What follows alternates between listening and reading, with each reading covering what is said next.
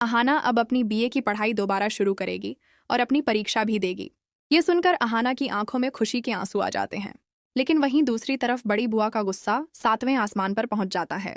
वो तुरंत दुर्गा देवी से सवाल कर देती है कि आप ऐसा कैसे कर सकती हैं। अगर आपने छोटी बहू को पढ़ने की इजाजत दे दी तो घर की बाकी बहुएं भी अपनी मनमानी करने लगेंगी और इस घर में किसी की नहीं चलेगी। लेकिन इस बार दुर्गा देवी बड़ी बुआ को उसी के अंदाज में जवाब देती हैं और साफ कह देती हैं कि यह घर मेरा है, मेरे फैसले पर कोई सवाल नहीं उठा सकता। और इस बार बड़ी बुआ को चुप होना पड़ता है।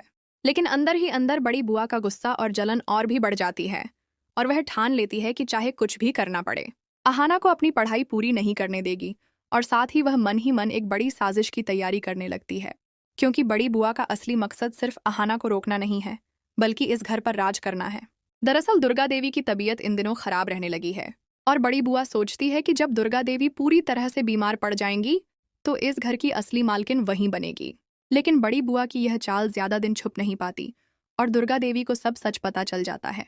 इसी वजह से दुर्गा देवी एक रात अहाना को अपने पास बुलाती हैं और उसे सब कुछ बता देती हैं कि बड़ी बुआ की नज़र इस घर की गद्दी पर है और अगर कल मैं ना रही तो वह इस घर की मालकिन बनना चाहती है।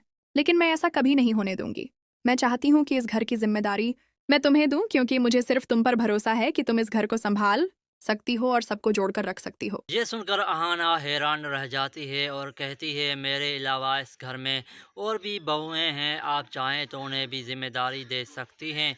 लेकिन दुर्गा देवी का जवाब बिल्कुल साफ होता है, मुझे सिर्फ तुम पर यकीन है अहाना, क्योंकि तुमने बारहा ये साबित किया है कि तुम इस घर के लिए कुर्बानी भी दे सकती हो और खुशियाँ भी ला सकती हो।